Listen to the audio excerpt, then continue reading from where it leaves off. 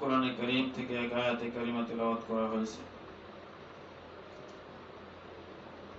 আল্লাহ পাক তৌফিক দান করলে এই আয়াতের উপরে কিছু কথা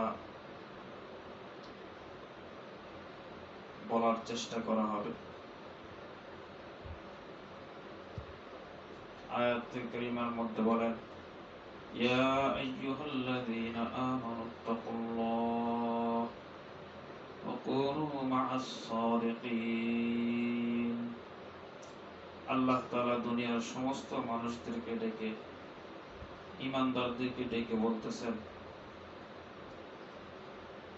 হে দুনিয়ার ঈমানদারেরা, তোমরা আল্লাহকে ভয় করো। পৃথিবীতে আজকে মানুষ কত কিছুকে ভয় করে, কিন্তু আল্লাহ তাআলাকে ভয় করে না। যে জন্য আল্লাহ তাআলাকে ভয় করা, আল্লাহ তাআলাকে ভয় করা মানে এই না যে আল্লাহ তাআলার হুকুম থেকে দূরে সরে যাওয়া। আল্লাহ তাআলাকে ভয় করার উদ্দেশ্য হলো এই যে মানুষ আল্লাহ তাআলার হুকুমগুলো মানে, আর যে আল্লাহ তাআলার হুকুম মানে সে আল্লাহকে ভয় করে। যে আল্লাহ তাআলার হুকুম মানে না, তার মধ্যে আল্লাহ তাআলার ভয় নাই, এই জন্য সে আল্লাহ তাআলার হুকুম মানে না। যার মধ্যে দিলের মধ্যে আল্লাহ তাআলার ভয় আছে, আল্লাহ তাআলার মহব্বত আছে, এই মানুষটা আল্লাহ তাআলার হুকুমের বাহিরে চলে না। আল্লাহ তাআলার হুকুমের মধ্যে চলার নামই হলো আল্লাহকে ভয় করা। আল্লাহ তাআলার হুকুম মানার নামই হলো আল্লাহকে ভয় করা। আল্লাহ তাআলার হুকুম মানার নামই আল্লাহ তাআলার সাথে সম্পর্ক করা। আল্লাহ তাআলার সাথে সম্পর্ক করার নামই আল্লাহ তাআলাকে ভয় করা, আল্লাহ তাআলাকে মহব্বত করা। এজন্যই আল্লাহ তাআলাকে ভয় করা, আল্লাহ তাআলার ভয় যে দিলের মধ্যে আছে, এই দিলের মধ্যে অন্য কোনো জিনিস ঢুকতে পারে না। আল্লাহ তাআলার মহব্বত যে দিলের মধ্যে আছে, সেই কলিজার মধ্যে, সেই দিলের মধ্যে অন্য কোনো মাখলুকের মহব্বতের জায়গা হয় না। যে দিলের মধ্যে আল্লাহ পাকের সামনে দাঁড়ানোর ভয় আছে, মহব্বত আছে, ওই দিল ওয়ালার চোখ গুনাহের কাজে যায় না। যে দিলের মধ্যে আল্লাহ তাআলার মহব্বত আছে, ওই দিল ওয়ালার কান আল্লাহ তাআলার হুকুমের বাহিরে যায় না। যে দিলের মধ্যে আল্লাহ পাকের মহব্বত আছে, সেই দিল ওয়ালার দিমাগ দিয়ে খারাপ চিন্তা আসে না। এটার উৎকৃষ্ট উদাহরণ হলো আল্লাহ পাক যুগে যুগে মানুষদেরকে, যারা আল্লাহকে ভয় করে গেছেন, তাদের ইতিহাস আমাদের সামনে আছে। যেমন পয়গম্বর আলাইহিস সালাতু ওয়াস সালামগণ আল্লাহ তাআলাকে ভয় করতেন, আল্লাহ পাকের মহব্বত তাদের দিলে জায়গা ছিল, যেই জন্য পুরা দুনিয়া তো একদিকে আর আল্লাহ তাআলা তাদের একদিকে ছিলেন। পয়গম্বর আলাইহিস সালাতু ওয়াস সালামগণের পরে প্রত্যেক নবীর কিছু না কিছু সাথী ছিল, কিছু না কিছু বন্ধু বান্ধব ছিল, কিছু না কিছু সাহাবী ছিল। যেমন আমাদের নবী মুহাম্মদুর রাসূলুল্লাহ সাল্লাল্লাহু আলাইহি ওয়াসাল্লামের যারা অনুসারী ছিলেন, সাথী ছিলেন, সঙ্গী ছিলেন, এদেরকে আমরা সাহাবা বলে থাকি। এর মধ্যে যেমন পুরুষ সাহাবী ছিলেন, অনুরূপ মহিলা সাহাবিয়াও ছিলেন। অর্থাৎ আল্লাহ রাসূল সাল্লাল্লাহু আলাইহি ওয়াসাল্লামের হাতে হাত রেখে যারা ইসলাম এনেছেন, যারা ইসলামের মধ্যে প্রবেশ করেছেন, দ্বীনের মধ্যে প্রবেশ করেছেন এবং ঈমানের সাথে ইন্তেকাল হয়েছেন, এদেরকে সাহাবী বলা হয়। ওই জামানায় পুরুষ যেরকম দ্বীনের জন্য পাগল ছিলেন, আল্লাহ তাআলার মহব্বতের জন্য পাগল ছিলেন, আল্লাহ পাকের ভয়ে পাগল ছিলেন, দেওয়ানা ছিলেন, পুরুষের পাশাপাশি ওই জামানার মহিলাগণ আল্লাহ পাকের আশিক, আল্লাহ পাকের বন্ধুত্ব অর্জনের জন্য, আল্লাহ পাকের সাথে সম্পর্ক করার জন্য, আল্লাহ পাকের কাছে আল্লাহ তাআলার প্রিয় হওয়ার জন্য, আল্লাহ পাকের ভয় অন্তরে আনার জন্য তারাও দেওয়ানা ছিল, পাগল ছিল। প্রশ্ন হতে পারে, পুরুষ লোক তো হাতে হাত রেখে ইসলাম নিছেন, তো মহিলারাও কি হাতে হাত রেখে ইসলাম নিছেন? না। যেই পর্যন্ত আল্লাহ পাক পর্দার হুকুম হয় নাই, যেই পর্যন্ত পর্দা ফরজের আয়াত নাজিল হয় নাই, শরীয়তের মধ্যে পর্দা অন্তর্ভুক্ত হয় নাই, ওই পর্যন্ত মেয়ে মানুষগুলো রাসূলের পাশাপাশি ছিলেন, রাসূল করিম সাল্লাল্লাহু আলাইহি ওয়াসাল্লামের সাথে কথা বলেছেন। তারপরেও দূরত্ব, ডিসটেন্স বজায় রেখে কথা বলছেন। যখনই আল্লাহ পাকের হুকুম পর্দা ফরজ হয়ে গেছে, তখন থেকে আর কেউ আল্লাহ রাসূলের সামনে তো আসতেন না পর্দা ছাড়া, পর্দার অন্তরালে ছাড়া আল্লাহ রাসূলের সাথে কথা বলতেন না। মহিলাগণ যেমন ভাবে জীবন দেওয়ার জন্য বেকারার ছিলেন, পাগল ছিলেন। এক মহিলা সাহাবিয়ার ঘটনা কিতাবের মধ্যে আসছে। ওনার স্বামী নাই, বড় কোনো সন্তান নাই। আল্লাহ রাসূল সাল্লাল্লাহু আলাইহি ওয়াসাল্লাম জিহাদের জন্য ডাক দিবেন। তো কোলের এক শিশু বাচ্চা ছিল, কোলে দুধের বাচ্চা, ছোট্ট। তো আইনা রাসূল করিম সাল্লাল্লাহু আলাইহি ওয়াসাল্লামের দরবারে পেশ করছেন, ইয়া রাসূলুল্লাহ, আমি তো জিহাদে যেতে পারবো না, আমার স্বামীও নাই, সন্তানও নাই, অন্য কেউ নাই যাকে আমি জিহাদে পাঠাইতে পারি। তো আমার এই কলিজার টুকরা, আমার এই সন্তান, আমি আপনাকে জিহাদের জন্য উপহার হিসেবে পেশ করলাম, আপনি একে নিয়ে জিহাদে যান, একে নিয়ে যুদ্ধে যান। তো রাসূল করিম সাল্লাল্লাহু আলাইহি ওয়াসাল্লাম বলতেছে, এই দুধের শিশু বাচ্চা নিয়ে আমি কি করব? সে তো যুদ্ধ করতে পারবে না, তরবারি ধরতে পারবে না, ঢাল ধরতে পারবে না, ছোট্ট মানুষ, কিছুই তো করতে পারবে না, একে নিয়ে আমি কি করব? যুদ্ধের ময়দানে কি করব? তো ওই মহিলা সাহাবীও বলতেছে, ইয়া রাসূলুল্লাহ সাল্লাল্লাহু আলাইহি ওয়াসাল্লাম, আমার সন্তান যদিও যুদ্ধ করতে পারবে না, কিন্তু আপনার দিকে যে তীর ছুটে আসবে, সেই তীরের সামনে আমার সন্তানকে ঢাল হিসেবে ব্যবহার করবেন। যখন আপনার দিকে তরবারির আঘাত আসবে, তখন আপনি আমার সন্তানটাকে ঢাল হিসেবে ব্যবহার করবেন।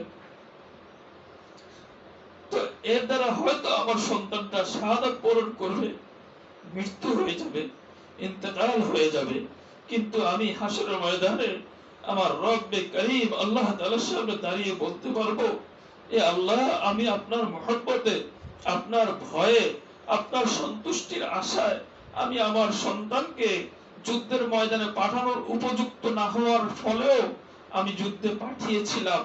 আমার শিশু সন্তান যুদ্ধের ময়দানে শাহাদাত বরণ করছে, আমি শহীদের মা হিসাবে স্বীকৃতি পেতে চাই, আমি আপনার সন্তুষ্টি পেতে চাই, আপনার মহব্বত নিয়ে আমি জান্নাতে যেতে চাই। তো এই ছিল ওই জামানার আমাদের মুসলমান ইমানদার সাহাবিয়াদের ঘটনা। শুধু এরকম একটা না, হাজারো ঘটনা এরকম আছে যে ওই জামানার মহিলারা দ্বীনের জন্য কি কোরবানি করছে। আমরা জানি আমাদের আম্মি জান হযরত খাদিজাতুল কুবরা রাদিয়াল্লাহু তাআলা আনহা আরবের ধনাঢ্য মহিলা ছিলেন, ব্যবসায়ী তেজারতি মহিলা ছিলেন, ওনার অনেক সম্পদ ছিল, অনেক ধনাঢ্য মহিলা ছিলেন। রাসূল করিম সাল্লাল্লাহু আলাইহি ওয়াসাল্লাম এক সময় বলতেছিলেন, ইসলামের মধ্যে সবচেয়ে বেশি যার সম্পদ এবং যার যে আমার সবচেয়ে বেশি উপকার হয়েছে, সে হলো এক নাম্বার অর্থ দিয়ে, শ্রম দিয়ে, সব দিক দিয়ে খাদিজাতুল কুবরা এক নাম্বার রাদিয়াল্লাহু তাআলা আনহা। হযরত আবু বকর সিদ্দিক রাদিয়াল্লাহু তাআলা আনহুর কথা আসছে, অন্যান্য সাহাবীদের কথা আসছে, কিন্তু নাম্বার 1 সবচেয়ে বেশি দ্বীনের উপকার হইছে, সবচেয়ে বেশি দ্বীনের জন্য উৎসর্গিত হইছে, সবচেয়ে বেশি মাল আল্লাহ তাআলা দ্বীনের জন্য কবুল করছেন, সবচেয়ে বেশি সময় আল্লাহ তাআলা দ্বীনের জন্য কবুল করছেন, তিনি ছিলেন আমাদের আম্মি জান খাদিজাতুল কুবরা রাদিয়াল্লাহু তাআলা আনহা, একজন মহিলা মানুষ। আজকে আমাদের মা বোনরা তো কি আল্লাহ পাক ভালো জানেন কেমন অবস্থা তাদের। ইসলামের মধ্যে সর্বপ্রথম যিনি শাহাদাতের মর্যাদা অর্জন করছেন তিনিও একজন মহিলা ছিলেন। আল্লাহ পাকের নিজাম কত সুন্দর, আল্লাহ পাকের সিস্টেম কত সুন্দর। আল্লাহ পাক সর্বপ্রথম শাহাদাতের মর্যাদা যে মহিলাকে দিয়েছেন তিনি ছিলেন হযরত সুমাইয়া রাদিয়াল্লাহু তাআলা আনহা, একজন মহিলা মানুষ। মহিলা মানুষ ইসলামের মধ্যে আল্লাহ তাআলা জান্নাতের সর্দারিনী হিসেবে তাকে ঘোষণা করছেন। জান্নাতের সর্দার হবে যে মহিলা তিনি হলেন আমাদের হযরত ফাতিমা রাদিয়াল্লাহু তাআলা আনহা।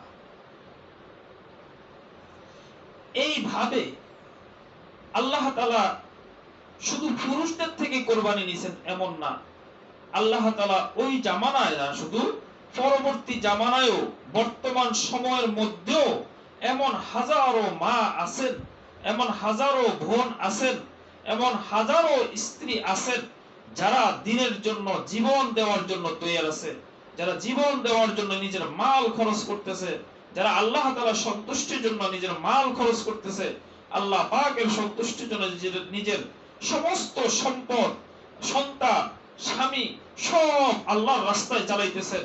এরকম হাজারো মা আল্লাহ তাআলা দুনিয়াতে এখনো রাখছেন, হাজারো বোন এমনও আল্লাহ তাআলা এখনো দুনিয়ার মধ্যে রাখছেন। দাওয়াত তাবলীগের মেহনতের মধ্যে হাজারো মানুষ জীবনের সবচেয়ে বড় যে কুরবানি সেটা হচ্ছে ওয়াক্তের কুরবানি, অর্থের কুরবানি, সময়ের কুরবানি, মাল সম্পদের কুরবানি। তো আল্লাহ তাআলা এমন হাজারো মায়ের মাধ্যমে, হাজারো স্ত্রীর মাধ্যমে, হাজারো বোনের মাধ্যমে ভাইকে, সন্তানকে, স্বামীকে আল্লাহর রাস্তায় সফর করাইতেছেন। আমাদের এক বুজুর্গ ছিলেন, বিবাহ করছেন। বিবাহ করার পরে ওনার মনে আকাঙ্ক্ষা জাগছেন উনি কোরআন এবং হাদিস নিয়ে গবেষণা করবেন, অর্থাৎ পড়াশোনা করবেন। তো একদিন উনি ওনার বিবির কাছে এসে বলতেছে, বিবি যান, আমার একটা দিলের মধ্যে একটা আকাঙ্ক্ষা তৈরি হয়েছে। সেই আকাঙ্ক্ষাটা হলো আমি কোরআন এবং সুন্নাত, কোরআন এবং আল্লাহ রাসূল সাল্লাল্লাহু আলাইহি ওয়াসাল্লামের হাদিসের ইলম অর্জন করতে চাই। আর যেহেতু যদি ইলম অর্জন করতে হয় তাহলে তো দুই জিনিস একসাথে সম্ভব না। আপনাকে যদি আমি রেখে যাই তো দেখা যায় বিভিন্ন টান, আপনার প্রতি একটা মনের আকর্ষণ বা আপনার প্রতি একটা চাহিদা বিভিন্ন সময়ে আমার মনের মধ্যে আসতে পারে, বিভিন্ন রকমের, তখন আমার ইলম শিখার মধ্যে ঘাটতি হইতে পারে, কমতি হইতে পারে। তো আমি এখন কি সিদ্ধান্ত নিতে পারি? স্ত্রী বলতেছে স্বামীকে, সেটা আপনার ইচ্ছা, আপনি যে সিদ্ধান্ত নেবেন আমি সেটাই গ্রহণ করব, কারণ আপনি তো আল্লাহ তাআলাকে সন্তুষ্ট করার জন্য, আল্লাহ পাকের মহব্বতে, আল্লাহ পাকের ভয়ে, আল্লাহ তাআলার ভয় কিভাবে অর্জন করা যায়, আল্লাহ পাকের মহব্বত কিভাবে অর্জন করা যায়, এই জন্য আপনি ইলম অর্জন করতে যাবেন, আপনি যে সিদ্ধান্তটা নেবেন আমি সেটা মেনে নেব। স্বামী বলতেছে, দেখেন এখন তো আর এইভাবে সম্ভব না, আমি আপনাকে তালাক দিতে চাই। স্ত্রী বলতেছে, ঠিক আছে, যদি আপনি আমাকে তালাক দেন কোনো সমস্যা নাই, আমি আমার অন্তর দিয়ে সেটাকে মেনে নেব। কিন্তু স্বামী হে, আমার একটা শর্ত আছে, যে শর্তটা যদি আপনি কবুল করেন আমি আপনার দেয়া শর্ত মেনে নেব। কি শর্ত সেটা? তো উনি বলতেছেন, কাল কিয়ামতের ময়দানে যখন আপনি এরকম জান্নাতের মানুষ হয়ে যাবেন, সেদিন আপনি আমাকে ভুলবেন না বলে কথা দেন, সেদিন আপনি আমাকে নিয়ে আপনার পাশাপাশি জান্নাতের রাখবেন। এরকম যদি আপনি আমাকে কথা দিতে পারেন, স্ত্রীর মর্যাদা দিতে পারেন, সেদিন জান্নাতের মধ্যে আপনার সাথী হিসেবে আমি থাকতে পারি, এরকম ওয়াদা যদি আপনি আমার সাথে করেন, তা আপনি দুনিয়ার জমিনে আপনি আমাকে তালাক দিলে আমি সেটা গ্রহণ করে নেব। দুইজনে চুক্তি হলেন। স্ত্রীকে তালাক দিয়ে স্বামী চলে গেছেন ইলম শিখার জন্য। প্রায় 7 থেকে 12 বছর পর্যন্ত ইলম শিখছেন। ইলম শিখে আসছেন। আসার পরে দেখেন যে ওই মেয়ে আর দ্বিতীয় স্বামী গ্রহণ করে নাই। যাই হোক, হয়তো ওই স্বামীর সাথে বিবাহ সম্পাদন হয়েছে পরবর্তীতে, অথবা হয় নাই, এই মুহূর্তে পুরো ঘটনাটা আমার স্মরণ নাই। তো একটা কথা তো এটা বাস্তব যে তার এত বড় কুরবানি, যে জীবনের সবচেয়ে কাঙ্ক্ষিত যে মানুষ, স্বামী স্ত্রীর জন্য, স্ত্রী স্বামীর জন্য, একে অন্যকে ছাড়া অপূর্ণ, একে অন্যকে ছাড়া অসম্পূর্ণ, এই মানুষ কত বড় কুরবানি করে নিজের সমস্ত চাহিদাগুলোকে উৎসর্গ করে দিলেন। শুধু স্বামী আল্লাহ তাআলার ইলম শিখবে, কোরআনের ইলম শিখবে এবং হাদিসের ইলম শিখবে, আর কোরআন এবং হাদিসের ইলম শিখে এই উদ্দেশ্যেই শিখবেন যে আল্লাহ তাআলাকে সন্তুষ্ট করা যায়, আল্লাহ তাআলাকে রাজি খুশি করা যায়, আল্লাহ তাআলার সন্তুষ্টি অর্জন করা যায়, আল্লাহ পাকের মহব্বত, আল্লাহ পাকের ভয় অন্তরে জায়গা দেওয়া যায়। এই ইলম শিখার জন্য স্বামী যখন নিজের চাহিদা পেশ করলেন, তো নিজের সবচেয়ে প্রিয় জিনিস স্বামী স্ত্রী দাম্পত্য জীবন কোরবানি করতে দ্বিধাবোধ করেন নাই। আজকে আমাদের সামনে যদি এই সমস্ত ঘটনা বলা হয়, আমরা ভিন্ন ভিন্ন দৃষ্টিভঙ্গিতে ভিন্ন ভিন্ন ভাবে চিন্তা ফিকির করি, ভিন্ন ভিন্ন কথা বলে থাকি। একদল বলে এই সমস্ত কথা এই ভুল ভুল, আরেক দল বলে বাস মাশাআল্লাহ সুন্দর ঘটনা, শুনতে খুব ভালো লাগে। আরেক দল তো একটু চিন্তা ফিকির করে যে আসলে ঘটনাগুলো কি আমাদের জন্য কতটা প্রয়োজনীয় ঘটনা। আজকে আমরা অনুভব করি না যে এই কথাটা আমার জন্য, আজকে আমরা অনুভব করি না যে এই জিনিসটা তো আমার জন্য, এটা আমরা ভুলে গেছি। আজকে আমরা সবচেয়ে ফার্স্ট যেটা চিন্তা করি সেটা হলো এটা অন্যের জন্য, আর আমার জন্য যা দরকার, অর্থাৎ নিজের স্বার্থ হাসিলের জন্য যা দরকার সেটা হলো সঠিক, আর আখিরাতের জন্য তৈরি হওয়া এবং অন্যের জন্য কিছু কোরবানি করা, সেটার ব্যাপারে আমরা কোনো রকমের মন মানসিকতা আমাদের ওরকম নাই। আমরা সর্বপ্রথম যেটা করে থাকি সেটা হলো অন্যের দোষ চর্চা করে থাকি, অন্যের ব্যাপারে মাথা ঘামাই, অন্যের ব্যাপারে চিন্তা ফিকির করি, অন্যের ব্যাপারে কত রকমের স্কিম তৈরি করি, কিন্তু নিজেকে আল্লাহ তাআলার সামনে পেশ করার মতো কতটুকু উপযুক্ত আমি হইছি, কতটুকু আমার গ্রহণযোগ্যতা আছে আল্লাহ তাআলার সামনে দাঁড়ানোর জন্য, সেই জিনিসটা একবার আমরা কোনোদিন কল্পনা করি না। আমি গত কয়েকদিন আগে কোথায় যেন বলতেছিলাম, আল্লাহ তাআলার সামনে দাঁড়ানোর জন্য নিশ্চয়ই আল্লাহ তাআলার সামনে আমাকে আপনাকে দাঁড়াতে হবেই, এই ব্যাপারে কোনো সন্দেহ নাই, কোনো সংশয় নাই। কিন্তু প্রশ্ন হলো আল্লাহ তাআলার সামনে যে আমি দাঁড়াবো, আল্লাহ তাআলার সামনে দাঁড়িয়ে আমি কি বলবো? আল্লাহ তাআলা যখন আমাকে জিজ্ঞেস করবেন, আমি তোমাকে 60 বছর হায়াতের জিন্দেগি দিছি, আমি তোমাকে রূপ লাবণ্যময় একজন নারী হিসেবে বানিয়েছি, আমি তোমাকে সৌন্দর্য দান করেছি, আমি তোমাকে সুন্দর দুটি চোখ দিয়েছি, আমি তোমাকে সুন্দর জবান দিয়েছি, আমি তোমাকে সুন্দর দুটো কান দিয়েছি, হে দুনিয়ার মানুষ, আমি তো মানুষ সৃষ্টি করছি, এমন হাজারো মানুষ আছে যার চোখ নাই, এমন হাজারো মানুষ আছে যার কান তো আছে, কানের শোনার শক্তি নাই, এমন হাজারো মানুষ আছে যার চোখ তো আছে, চোখে দেখার ক্ষমতা নাই, এমন হাজারো মানুষ আছে জবান তো আছে, জবানে বলার ক্ষমতা নাই, সমস্ত ক্ষমতাগুলো কুক্ষিগত করে নিয়েছে আমি ক্ষমতা দেইনি তাদেরকে, আমি ক্ষমতা তাদের থেকে হস্তান্তর করিনি তাদের কাছে। এরকম হাজারো মানুষ আছে, পা দিয়েছি চলার ক্ষমতা দেই নাই, হাত দিয়েছি হাতের ধরার ক্ষমতা দেইনি, চোখ দিয়েছি তো চোখ দিয়ে দেখার ক্ষমতা দেইনি, হ্যাঁ কান দিয়েছি তো কান দিয়ে শোনার ক্ষমতা দেইনি, আমি জবান দিয়েছি জবান দিয়ে কথা বলার ক্ষমতা শক্তি দেইনি। এত হাজারো হাজারো মানুষ তোমার সামনে উপবিষ্ট আছেন, এর মধ্যে আমি তোমাকে কত মহব্বত করে, কত যাচাই করে বাছাই করে তোমাকে আমি দুটো চোখ দিয়েছি দেখার জন্য, তোমাকে আমি দুটো কান দিয়েছি শোনার জন্য, তোমাকে আমি জবান দিয়েছি বলার জন্য, তোমাকে আমি হাত দিয়েছি ধরার জন্য, তোমাকে আমি পা দিয়েছি চলার জন্য, তোমাকে আমি দিমাগ দিয়েছি চিন্তা ফিকির করার জন্য, ভাবার জন্য। আমি তোমাকে একটা দিল দিয়েছি, যেটাকে হার্ট বলা হয়, মন বলা হয়। এই হার্টের মধ্যে, মনের মধ্যে, দিলের মধ্যে আমাকে জায়গা দেওয়ার জন্য, আমি অন্য কোন মাখলুককে, অন্য কোন বস্তুকে জায়গা দেওয়ার জন্য এই দিল আমি তোমাকে দেইনি, অন্য কোন জিনিসের চিন্তা ফিকির করার জন্য দিমাগ তোমাকে আমি দেইনি, অন্য কোন জিনিস দেখার জন্য চোখ আমি তোমাকে দেইনি, অন্য কিছু শোনার জন্য কান আমি তোমাকে দেইনি, অন্য কিছু বলার জন্য জবান আমি তোমাকে দেইনি, অন্য কিছু ধরার জন্য হাত আমি তোমাকে দেইনি, অন্য কিছু দিয়ে চলার জন্য পা আমি তোমাকে দেইনি। এই কথা যেদিন আল্লাহ পাক জিজ্ঞেস করবে, সেই দিন জবাব দেওয়ার মতো যোগ্যতা, সেদিন জবাব দেওয়ার মতো ক্ষমতা, সেদিন জবাব দেওয়ার মতো কোনো কথা আমার কাছে আছে কিনা। আমি কি একবার চিন্তা করে দেখেছিলাম যে আমার রব আমাকে জিজ্ঞেস করবে তোমার হায়াতের জিন্দেগি সম্পর্কে? আমার রব আমাকে জিজ্ঞেস করবে ইন্নাল্লাযীনা আল্লাযী খালাকাল মাউতা ওয়াল হায়াতা লিয়াবলুয়াকুম আইয়ুকুম আহসানু আমালা। আল্লাহ তাআলা তো এমন কিছু গোপন রাখেন নাই যেটা বলেন নাই যে না এটা এইভাবে গোপন রেখে দিয়েছি, এরকম কোনো কিছু আল্লাহ তাআলা রাখেন নাই। যেই জন্য কোরআনের প্রতিটা পরতে পরতে, লাইনে লাইনে, অক্ষরে অক্ষরে, শব্দে শব্দে আল্লাহ তাআলা বান্দার সমস্ত সিদ্ধান্ত, আল্লাহ তাআলার সাথে মহব্বতের সিদ্ধান্ত, সম্পর্ক কায়েমের সিস্টেম পদ্ধতি, আল্লাহকে ভয় করার সিস্টেম পদ্ধতি, আল্লাহ তাআলার সাথে সম্পর্ক করার সিস্টেম পদ্ধতি আল্লাহ পাক সবকিছু বলে দিয়েছেন।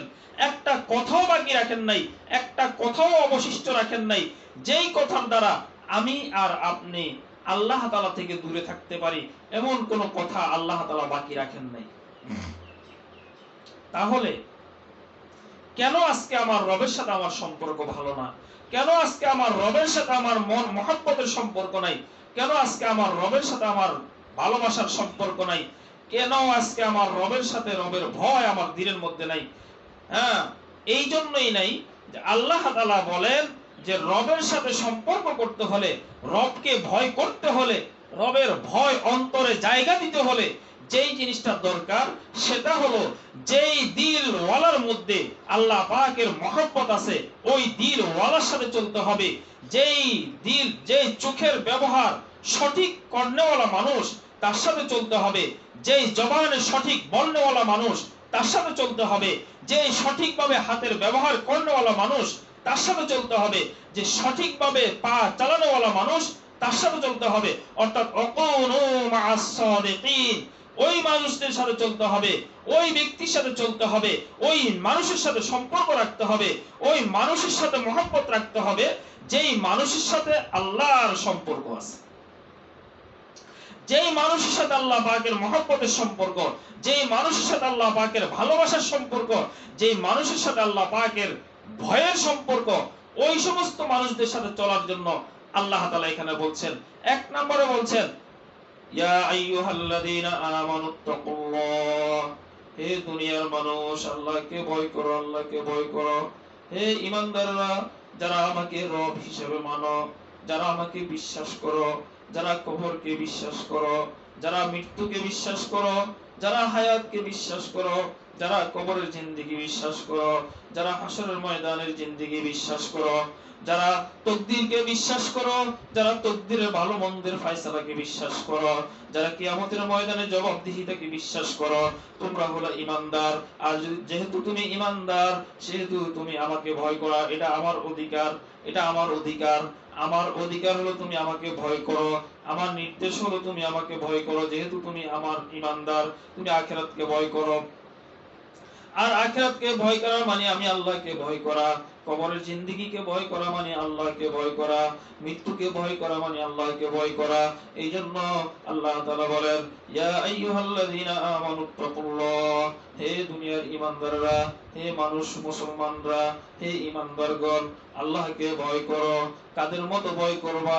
কার মতো ভয় করবা?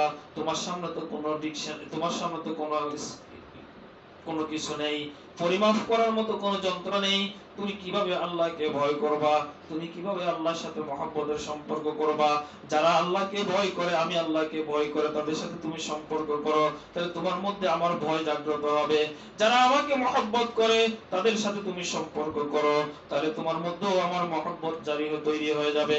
যারা আমার আখিরাতকে ভয় করে, যারা মৃত্যুর পরের জিন্দেগি ভয় করে, তাদের সাথে সম্পর্ক করো, তোমার আখিরাতের ভয় তোমার মধ্যে জাগ্রত হবে। যারা মিথ্যা কথা বলাকে ভয় করে, তাদের সাথে চলো, তোমার জীবনে মিথ্যা কথা বলা ভয়ের কারণ হয়ে দাঁড়াবে। যারা সত্যবাদী, যারা সত্য কথা বলে, তাদের সাথে সম্পর্ক করো, তুমি সত্যবাদী হতে পারবা। যারা সত্য কথা বলে, তাদের সাথে সম্পর্ক করো, তুমি সত্য কথা বলতে পারবা। যারা হারামখোর, তাদের সাথে চলবা না। যারা হারাম কথা বলে, তাদের সাথে চলবা না। যারা সত্যবাদী, তাদের সাথে চলো। যারা হক কথা বলে, তাদের সাথে চলো। যারা আখিরাতকে ভয় করে, তাদের সাথে চলো। যারা যারা পরবর্তী হায়াতের জিন্দেগি, কবরের জিন্দেগি বিশ্বাস করে তাদের সাথে চলো, যারা হাসরের ময়দানকে বিশ্বাস করো তাদের সাথে চলো, তাহলে তোমার মধ্যে হাসরের ময়দানের বিশ্বাস জাগ্রত হবে। যারা জাহান্নামকে ভয় করে তাদের সাথে চলো, তোমার দিলের মধ্যে জাহান্নামের ভয় জাগ্রত হবে। যারা জান্নাতকে বিশ্বাস করে তাদের সাথে চলো, তোমার মধ্যে জান্নাতে যাওয়ার আকাঙ্ক্ষা তৈরি হবে। তুমি ওই সমস্ত মানুষদের সাথে চলো, ওই সমস্ত লোকদের সাথে চলো যারা আমি আল্লাহকে ভয় করে, তাহলে তোমার দিলের মধ্যেও আমি আল্লাহর ভয় জাগ্রত হবে। তুমি ওই সমস্ত মানুষদের সাথে চলো যারা 5 ওয়াক্ত নামাজ পড়ে, তাহলে তুমি নামাজ পড়তে পারবা। তুমি ওই সমস্ত মানুষদের সাথে চলো যারা জিকির করে, তাহলে তুমি জিকির করতে পারবা। তুমি ওই সমস্ত মানুষদের সাথে চলো যারা পর্দা করে চলে, তাহলে তুমিও পর্দা করতে পারবা। ওই সমস্ত মানুষদের সাথে চলো যারা যারা রমজান মাস রোজা রাখে, তাদের সাথে চলো, তুমি রোজা রাখা তোমার জন্য সহজ হবে। যারা হজ করে তাদের সাথে চলো, তোমার হজ করা সহজ হবে। যারা যাকাত দেয় তাদের সাথে সম্পর্ক রাখো, তাহলে তোমার যাকাত দেওয়া সহজ হয়ে যাবে। এই জন্য আকুনু মা'আস সাদিকিন, যদিও এখানে একটা শব্দ আল্লাহ তাআলা ব্যবহার করছে, সত্যবাদীদের সাথে চলো। যদি আল্লাহ তাআলা পার্ট বাই পার্ট ঘোষণা করতেন, পার্ট বাই পার্ট বলতেন, প্রত্যেকটা আয়াতে করে শব্দ বৃদ্ধি হয়ে যেতেন, কোরআনে কারিমা 30 পারা থাকতেন না, অনেক পারা হয়ে যেতেন। কোরআনে কারিমের মধ্যে 6000-এর মধ্যে 6-7,000-এর মধ্যে আয়াত সীমাবদ্ধ থাকতো না, 70,000-এর মতো আয়াত হয়ে যেত। এই জন্য দুনিয়ার মানুষ আল্লাহ তাআলা হাফেজ সাহেবদের মর্যাদা অত্যন্ত উন্নত মানের মর্যাদা রাখছেন, সমুন্নত করছেন। এক এক আয়াতে কারিমা তিলাওয়াত করবে, হাফেজের মর্যাদা বৃদ্ধি হইতে থাকবে। এই যদি 30 পারা কোরআন শরীফ যদি 70 পারা হয়ে যেত, তাহলে দুনিয়ার মানুষ 70 পারা কোরআন মুখস্থ করতে পারতেন না। দুনিয়ার মানুষের মধ্যে কোরআন ঢুকতো না, এত বড় কোরআন দুনিয়ার মানুষ গ্রহণ করতে পারতেন না। এই জন্য আল্লাহ তাআলা সংক্ষেপে কথাগুলো বলে দিয়েছেন, আকুনু মা'আস সাদিকিন, হে দুনিয়ার মানুষেরা সত্যবাদীর সাথে চলো, হে ঈমানদাররা নামাজীর সাথে চলো, তুমি নামাজ পড়নেওয়ালা হতে পারবা। হে ঈমানদাররা রোজা রাখনেওয়ালার সাথে চলো, তুমি রোজা রাখতে পারবা। হে ঈমানদাররা তোমরা রোজাদারদের সাথে চলো, তোমরা রোজা রাখতে পারবা। হে ঈমানদাররা যারা জিকির করে তাদের সাথে চলো, তোমরা জিকির করতে পারবা। হে ঈমানদাররা যারা কোরআন তেলাওয়াত করে তাদের সাথে চলো, তোমরাও কোরআন তেলাওয়াত করতে পারবা। আমার সাথে যাদের মহব্বতের সম্পর্ক আছে তাদের সাথে চলো, তারা আমাকে মহব্বত করার রাস্তা কোনটা চিনে। যাদের দিলের মধ্যে আমার মহব্বত আছে, যাদের কলিজার মধ্যে আমার ভয় আছে, যাদের কলিজার মধ্যে আমাকে পাওয়ার জন্য বেকরার, যারা আমাকে পাওয়ার জন্য বেকরার, যারা আমার মহব্বত পাওয়ার জন্য তালাশ করে, যারা আমার মহব্বত খুঁজে, আকাশের দিকে তাকায়, আকাশের দিকে তাকিয়ে বলে আমার মাওলা কত বড়, আল্লাহু আকবার। যারা জমিনের দিকে তাকায়, তারা জমিনের দিকে তাকিয়ে বলে আল্লাহু আকবার, আমার আল্লাহ কত বড় সুন্দর বানানেওয়ালা। যারা গাছের দিকে তাকায়, আমার আল্লাহ সন্তুষ্টি প্রকাশ করে আর আল্লাহ তাআলা শুকর আদায় করে, আল্লাহ পাকের সৃষ্টিকে নিয়ে ভাবে, আল্লাহ তাআলা সৃষ্টিকে নিয়ে ভাবে আল্লাহ তাআলা কত সুন্দর সৃষ্টি করেছেন। আল্লাহ তাআলা বলেন, বান্দা যখন তুমি গাছের দিকে তাকিয়ে বলো আমার আল্লাহ কত সুন্দর গাছ বানাইছে, আমি খুশিতে বাগবাগ হয়ে যাই। আর বাগবাগ হয়ে বান্দা আমি তোমাকে আমার মহব্বত তোমার দিকে আমি গালেব করে দেই, আবশ্যক করে দেই। আমার মহব্বত তোমার কলিজার মধ্যে ঢুকে, তোমার দিলের মধ্যে ঢুকে, আর তখন তুমি আমার মহব্বতের মানুষ হয়ে যাও, তখন তুমি আমার মহব্বতের বান্দা হয়ে যাও। আর আমার বন্ধুত্বের মুকুট তোমার মাথায় পরিয়ে দিয়ে থাকি, আর সমস্ত দুনিয়ার মাখলুকগুলো তোমাকে সম্মান আর শ্রদ্ধা করতে থাকে, তোমাকে সম্মান আর শ্রদ্ধা করতে থাকে।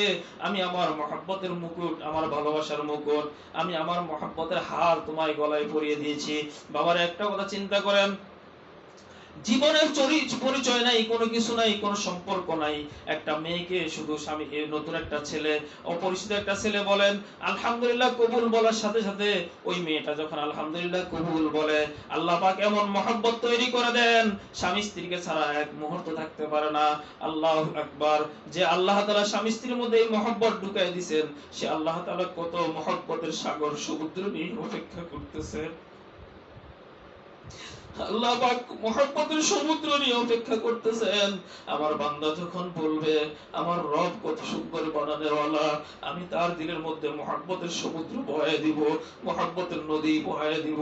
আমার বান্দা আমাকে ছাড়া আর কিছু বুঝবে না, আমার বান্দা আমার মহব্বতের জন্য দেওয়ানা হয়ে যাবে। আমার বান্দা আমার মহব্বত তালাশ করবে।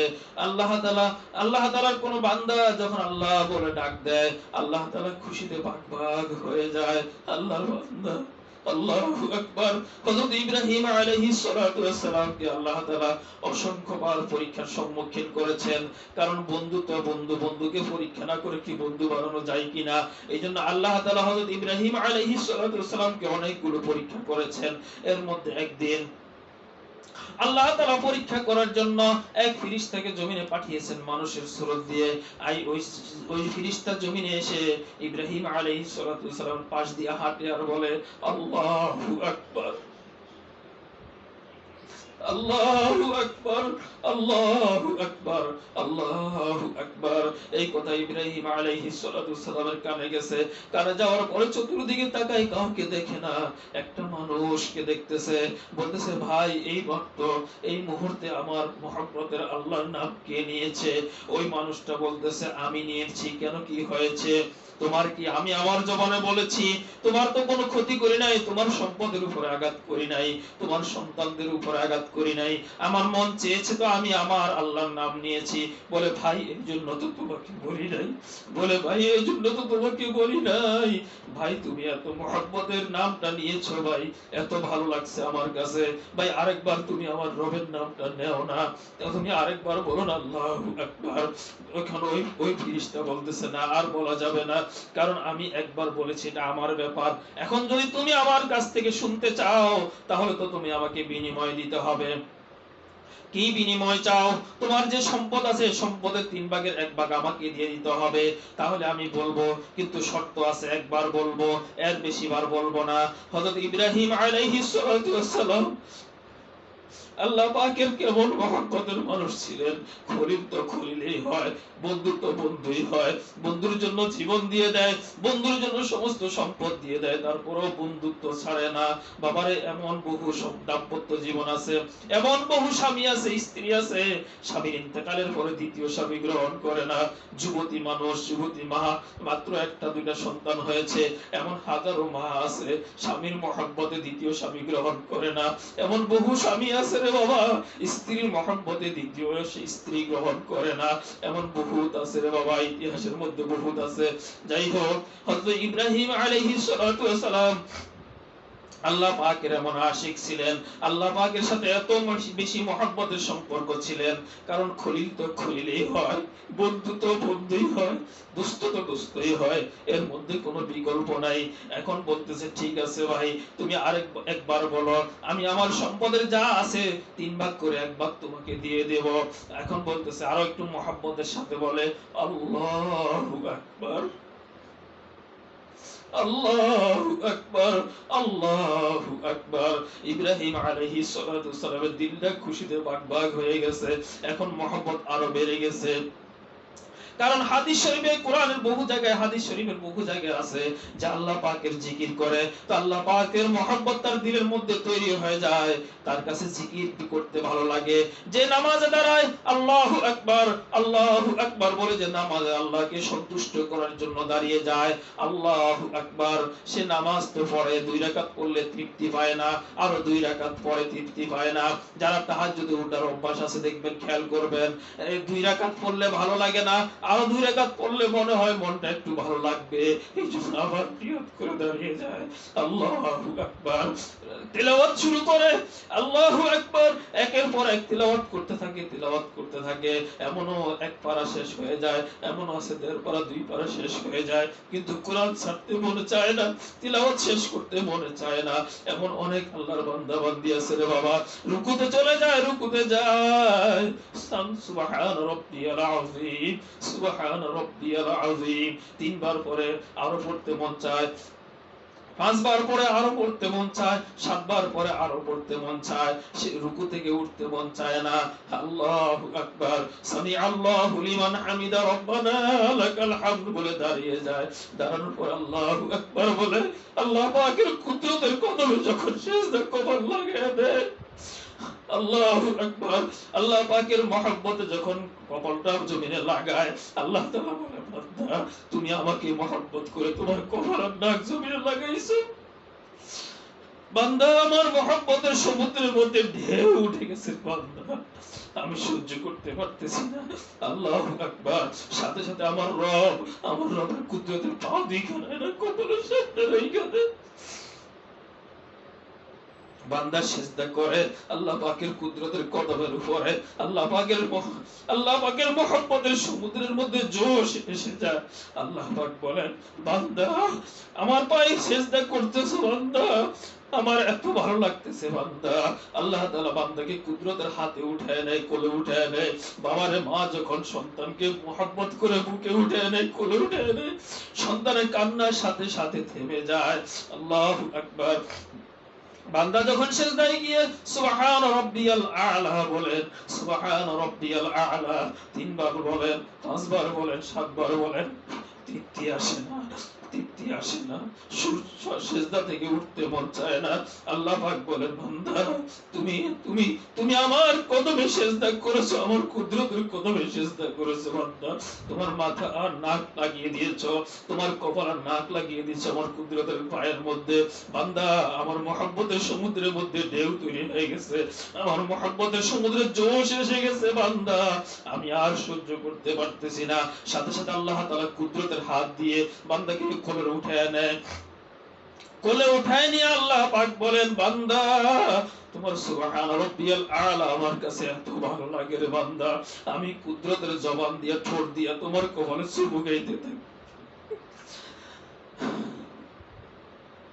তোমার কপালে চুমু খাইতে থাকি, তোমার গালে চুমু খাইতে থাকি, তোমার ঠোঁটে চুমু খাইতে থাকি। বান্দা আমার এত মহব্বত লাগে, এত ভালো লাগে, এত ভালো লাগে বান্দা, এত ভালো লাগে। আল্লাহু আকবার, আল্লাহু আকবার। দেখবেন আল্লাহ পাকের এমন বান্দা আছে রে বাবা, এমন মা আছে আল্লাহর কদমে সিজদা করে, এমন বোন আছে আল্লাহ পাকের কুদরতের কদমে সিজদা দেয়, সিজদা থেকে উঠতে মন চায় না। আল্লাহর কসম করে বলি রে বাবা, নিশ্চয়ই নিশ্চয়ই আল্লাহ তাআলা তোমার সিজদাকে কবুল করছেন। এইজন্য আল্লাহ তাআলার কুদরতের কুলের মধ্যে তুমি আছো, আল্লাহ পাকের কুদরতের বুকের মধ্যে তুমি আছো, এইজন্য তোমার এত ভালো লাগতেছে, সিজদা এত দীর্ঘ হইতেছে। দোয়া করতে বসছে, আল্লাহু আকবার, দোয়া করতে হাত তুলছে, হাত তুলে দোয়া করে, চোখ দিয়া ধর ধর করে পানি পড়ে যায় আল্লাহ পাকের মহব্বতে, আল্লাহ পাকের ভয়ে। আল্লাহু আকবার। চোখ দিয়া পানি পড়ে, দিলটা একেবারে নরম হয়ে গেছে। আল্লাহ পাক বলে, বান্দা তুমি তোমাকে আমার সামনে মিঠে দিছো বান্দা। দুনিয়ার কারো কাছে তুমি চাও নাই, ক্ষমতা বলার কাছে চাও নাই, স্বামীর কাছে বলো নাই, সন্তানের কাছে চাও নাই, বাবা মার কাছে চাও নাই, তুমি আমার কাছে চেয়েছো, কোনো বাবার কাছে চাও নাই। বান্দারে আমার মহব্বতের সমুদ্রের মধ্যে জোশ এসে গেছে। বান্দা তুমি কি চাইতেছো, কি বলতেছো জানোনি? বান্দা তুমি যখন বলো আল্লাহ আমাকে মাফ করে দেন, বান্দা তুমি জবান থেকে বের করতে দেরি, আমি তোমার জিন্দেগীর গুনাহ মাফ করতে দেরি করি না। বান্দা তুমি বলতেছো আল্লাহ আমার জিন্দেগীর গুনাহগুলো নেকির দ্বারা পরিবর্তন করে দেন। আল্লাহ পাক বলে, বান্দারে তোমার জিন্দেগীর গুনাহ শুধু নেকি দিয়েও পরিবর্তন করব না, আমি আল্লাহ তাআলা আমার বন্ধুত্বের মুকুট তোমার মাথায় পরাইয়া দিলাম, আমার কুদরতের কোলে তোমাকে উঠায় নিলাম, আমার কুদরতের মহব্বতের কলিজার মধ্যে কলিজার সাথে তোমাকে লাগাই দিলাম। বান্দা দোয়া করতে এত ভালো লাগে, যখন দেখবেন রে বাবা দোয়া করতে খুব ভালো লাগতেছে, তখন বুঝতে হবে যে আল্লাহ পাক তোমার সাথে কথা বলতেছে, আল্লাহ পাক তোমার সাথে কথা বলে, আল্লাহ পাক তোমার দোয়া কবুল করতেছেন, ইনশাআল্লাহ অবশ্যই কবুল হবে। যখন আল্লাহর বান্দা গভীর রজনীতে উঠে, আল্লাহু আকবার, হঠাৎ করে সজাগ হয়ে গেছে, সাথে সাথে উঠছে, উঠে ওযু করে 2 রাকাত নামাজ পড়ছে। আমাদের এক বুজুর্গ বলেন, যখন তুমি গভীর রাতে হঠাৎ ঘুম থেকে জাগ্রত হও, তখন বুঝে নিও বাবা আল্লাহ তাআলা তোমাকে জাগাইয়া তুলছে। বান্দা উঠো উঠো, বান্দা আর কত ঘুমাইবা, উঠো উঠো, 2টা সিজদা করো না বান্দা, একটু ওযু করে কিছু কোরআন তেলাওয়াত করো না বান্দা, আমি তোমার তেলাওয়াত শুনতে চাই। বান্দা তুমি 2টা সিজদা করো, আমি তোমাকে মহব্বতের কোলে উঠে আদর করতে চাই। বান্দা তুমি নামাজে দাঁড়াও, বান্দা তুমি রুকুতে যাও, বান্দা তুমি সিজদা করো, আমি তোমাকে আমার কুদরতে উঠে আদর করতে চাই। এইজন্য বান্দা আমি তোমাকে গভীর রজনীর মধ্যে হঠাৎ করে ঘুম থেকে জাগাইয়া দিছি রে বান্দা। আহা, আরে এই কপাল বুঝি আমার হইল। বাবারে খুব খেয়াল করবেন রে বাবা। সাদিকিনদের সাথে চললে কি হয় রে বাবা, সত্যবাদীদের সাথে চললে কি হয় রে বাবা। বাস্তব জীবনে বহুত ঘটনা এমন দেখেছি। আল্লাহু আকবার, আল্লাহু আকবার। গত কিছুদিন আগের একটা ঘটনা বলি। আমি একটা স্বপ্ন দেখেছিলাম।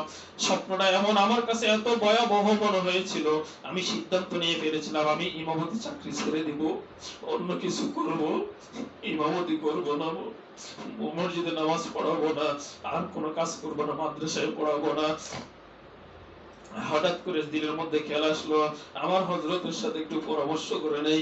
আমার পীর ও মুর্শিদ কুতুবুল আলম আরিফ বিল্লাহ মুফতি জাফর আহমদ সাহেব, পীর সাহেব হযরত দরকার ওয়ালা হযরতকে সকালবেলায় ফোন দিলাম। ফোন করার পরে হযরতকে বললাম, কান্না জড়িত কণ্ঠে হযরতকে বললাম, হযরত এই অবস্থা। হযরত বলতেছে, বেটা ভয়ের কিছু নাই, চিন্তার কিছু নাই, টেনশনের কিছু নাই, কিচ্ছু হবে না ইনশাআল্লাহ, আমি দোয়া করতেছি। আল্লাহু আকবার। আমি দোয়া করতেছি, দোয়া করো, ইনশাআল্লাহ কিচ্ছু হবে না, এটা কোনো ব্যাপারই না। আল্লাহর কসম করে বলি রে বাবা, এক মুহূর্ত আগে সিদ্ধান্ত নিয়েছিলাম ইমামতির মুসল্লায় দাঁড়াবো না, এক মুহূর্ত পরে দিলের অবস্থা এমন পরিবর্তন হয়ে গেছে, এমন পরিবর্তন হয়ে গেছে। এক মুহূর্ত আগে সবকিছু আশা ছেড়ে দিয়েছিলাম, আশা ছিল না, আশা ছিল না। আমার আলিয়াকে জিজ্ঞেস করেন, সেও আমাকে পরামর্শ দিয়েছে। একটু পরে হযরতের সাথে কথা বলার সাথে সাথে দিলের সমস্ত ভয় দূর হয়ে গেছে, দিলের সমস্ত টেনশন গুলো, দিমাগের ভয় দূর হয়ে গেছে। আমার কাছে মনে হয়েছে আমি এই মাত্র মনে হয় দুনিয়ার মধ্যে জন্মগ্রহণ করে আসছি। আল্লাহু আকবার। সত্যবাদীদের চলার পুরস্কার এই রে বাবা, সত্যবাদীদের সাথে চলার এই হলো হাদিয়া। অনেক সময় বিভিন্ন পেরেশানি আসে, টেনশন আসে, এই জন্য সত্যবাদীদের সাথে সম্পর্ক রাখা। যারা নামাজি তার সাথে সম্পর্ক রাখো, নামাজি হওয়া যাবে। বেনামাজির লগে সম্পর্ক হলে নামাজ ছুটে যাবে। এই গ্রামে আসার পরে বাবা অনেক ঘটনা আমি দেখেছি। আমার সাথে সম্পর্ক ছিল, নামাজের সাথে সম্পর্ক ছিল। শুধু আমার সাথে সম্পর্কের কথা বলি না বাবা, অহংকারের কথা বলি না, গর্বের কথা বলি না, কাউকে ছোট করার জন্য বলি না। যতদিন পর্যন্ত আমার সাথে উঠা বসা করছে, আল্লাহর কসম করে বলি, এক ওয়াক্ত নামাজ কাজা হয় নাই, জামাত ছুটে নাই। যখন চলা বন্ধ হয়ে গেছে, এক ওয়াক্ত নামাজে পাওয়া যায় না, মসজিদের সাথে সম্পর্ক নাই। এই গ্রামে যখন আসছি আমি প্রথম, এমন অনেক মায়ের জবানে কোরআন তেলাওয়াতের আওয়াজ আমি পেয়েছি রাস্তা দিয়ে হাঁটার সময় সকালবেলা। কারণ রাত্রে গভীরে আমাকে উঠতে হয়েছে, মসজিদে আসতে হয়েছে, মসজিদ থেকে যেতে হয়েছে, বাসায় গিয়েছি। রাস্তা দিয়ে চলতে ফিরতে অনেক সময় অনেক মায়ের তেলাওয়াত শুনেছি, অনেক বোনের কোরআন তেলাওয়াতের আওয়াজ শুনেছি, অনেক বোনের কোরআন তেলাওয়াতের আওয়াজ শুনেছি, অনেকের জিকিরের আওয়াজ শুনেছি। আল্লাহু আকবার। কত ভালো লাগছে, কত ভালো লাগছিল। কিন্তু আফসোস, আফসোস, এমন অনেক মা আছে, অনেক বাবা আছে, অনেক বোন আছে, কোরআন তেলাওয়াত শিখেছে কিন্তু কোরআন তেলাওয়াত করে না। বাবা মা কোরআন তেলাওয়াত শিখিয়েছিল ছোটবেলায়, কষ্ট করে কোরআন তেলাওয়াত শিখেছে, স্বামীর সংসারে আসার পরে কোরআন তেলাওয়াত ভুলে গেছে, কোরআন তেলাওয়াত নাই। এমন অনেক অনেক ঘর আছে বাবা, এমন অনেক সন্তান আছে বাবা, কোরআন শরীফ পড়েছে কিন্তু এখন কোরআন শরীফ পড়ে না। অনেক মা এমন আছে, অনেক বোন এমন আছে, বিবাহের আগে 5 ওয়াক্ত নামাজি ছিল, জিকির করনেওয়ালা ছিল, তাহাজ্জুদ করনেওয়ালা ছিল। স্বামীর বাড়িতে আসার পরে জিকির নাই, স্বামীর বাড়িতে আসার পরে কোরআন তেলাওয়াত নাই, স্বামীর বাড়িতে আসার পরে নামাজ নাই। এমন অনেক মা ছিল, অনেক বোন ছিল, স্বামীর বাড়িতে আসার আগে পর্দা করতেন, স্বামীর বাড়িতে আসার পরে পর্দা নাই। অনেক বোন ছিল এরকম, অনেক ছিল এমন, হ্যাঁ, বিবাহ শাদীর আগে বেনামাজি ছিল, আলহামদুলিল্লাহ স্বামীর বাড়িতে আসার পরে এখন নামাজ ছোটে না। অনেক বোন ছিল এমন, স্বামীর বাড়িতে আসার আগে পর্দা করে নাই, স্বামীর বাড়িতে আসার পরে এখন পর্দা ছুটে না। এমন অনেক, এদিকেও আছে ওই দিকেও আছে রে বাবা। সবচেয়ে বড় কথা হলো কোরআন তেলাওয়াতের মধ্যে হলো হেদায়েত, কোরআন তেলাওয়াতের মধ্যে হলো আল্লাহ পাকের মহব্বতের সবচেয়ে বড় নমুনা। কোরআন তিলাওয়াতের মধ্যে সবচেয়ে বড় নমুনা আল্লাহর সাথে সম্পর্ক করার, আল্লাহ পাকের সাথে কথা বলা হয় কোরআন তিলাওয়াতের মাধ্যমে। আল্লাহ পাকের কাছে সবচেয়ে গ্রহণযোগ্য হওয়া যায় কোরআন তিলাওয়াতের মাধ্যমে। আল্লাহ পাকের সবচেয়ে প্রিয় বান্দা বান্দি হওয়া যায় কোরআন তিলাওয়াতের মাধ্যমে। প্রশ্ন হতে পারে আমরা কোরআন শরীফ পড়েছি, এখন তো পড়তে পারি না। শুরু করেন ইনশাআল্লাহ। একদিন দুই দিন এক লাইন করে পড়েন, দুই লাইন করে পড়েন, তিন লাইন করে পড়েন, এক এক পৃষ্ঠা পড়েন, দুই পৃষ্ঠা পড়েন। হুজুর সময় নাই, সময় নাই কে বলছে? সময় তো আছে রে বাবা, অলসতার কারণে হয় না। অলসতা ছেড়ে দিয়ে যেই কোনো একটা নামাজের পরে কোনো কিছু নাই, কোনো কাজ নাই, 10 মিনিটের জন্য বসেন, 5 মিনিটের জন্য বসেন, এক পৃষ্ঠা তিলাওয়াত করেন, দুই পৃষ্ঠা তিলাওয়াত করেন। ইনশাআল্লাহ একদিন দুদিন তিলাওয়াত করতে করতে রে বাবা এক সময় এমন হবে তোমার সব সময় এই সময়টা জারি হয়ে যাবে, কোরআন তেলাওয়াত ছাড়তে মন চাবে না। কোরআন শরীফ করে নাই, কোরআন শরীফ আনানোর ব্যবস্থা করেন। কোরআন শরীফ করে নাই, কোরআন শরীফ আনানোর ব্যবস্থা করেন। মেয়ে জানে মেয়ের কাছ থেকে শিখেন, ছেলে জানে ছেলের কাছ থেকে শিখেন, স্বামী জানে তো স্বামীর কাছ থেকে শিখে নেন, ভাই জানে তো ভাইয়ের কাছ থেকে শিখে নেন। কারণ কোরআন তেলাওয়াতের চাইতে আল্লাহর সাথে মহব্বতের সম্পর্ক তৈরি হওয়ার মতো দ্বিতীয় কোনো মাধ্যম নাই, দ্বিতীয় কোনো মাধ্যম নাই, দ্বিতীয় কোনো মাধ্যম নাই। আল্লাহ পাকের সাথে সম্পর্ক কায়েম হওয়ার জন্য সবচেয়ে বড় যে জিনিসটা সেটা হলো কোরআন কারীমের তিলাওয়াত। আল্লাহ পাকের সাথে বন্ধুত্ব সম্পর্ক হওয়ার জন্য সবচেয়ে যে জিনিসটা বেশি প্রয়োজন সেটা হলো কোরআন কারীমের তিলাওয়াত। এই জন্য বাবারে খুব মনোযোগ দিয়ে শুনবেন। কোরআন শরীফ শিখেছেন, ভুলে গেছেন, বানান করে করে পড়েন। একদিন দুদিন আর হামজা জবর আ, বা জবর বা, এভাবে পড়েন। এভাবে পড়তে পড়তে একদিন দুদিন পরে ইনশাআল্লাহ আল্লাহর মেহেরবানিতে কোরআন তেলাওয়াত ঠিক হয়ে যাবে। সহি শুদ্ধ হয় নাই, প্রশ্ন করতে পারেন আমরা তো পড়ি নাই, আমাদের বাবা মা শিখায় নাই। ওই জামানা শিখার সময় ছিল না, সুযোগ ছিল না। এখন তো সময় সুযোগ আছে। যদি সন্তান না জানে, যদি স্বামী না জানে, যদি কেউ না জানে, কমসে কম 10টা সূরা মুখস্থ করেন, 4টা সূরা মুখস্থ করেন, কুল হুয়াল্লাহ সূরা মুখস্থ করেন, আলহামদু সূরা মুখস্থ করেন। এভাবে কয়েকটা সূরা মুখস্থ করে নেন আর সকাল সন্ধ্যায় পড়তে থাকেন। বিসমিল্লাহির রহমানির রহিম, আলহামদুলিল্লাহি রাব্বিল আলামিন, আর রহমানির রহিম, মালিকি ইয়াউমিদ্দিন, ইয়াকা না'বুদু ওয়া ইয়াকা নাস্তাঈন, ইহদিনাস সিরাতাল মুস্তাকিম, সিরাতাল লাযীনা আন'আমতা আলাইহিম غير المغضوب عليهم ولا الضالين।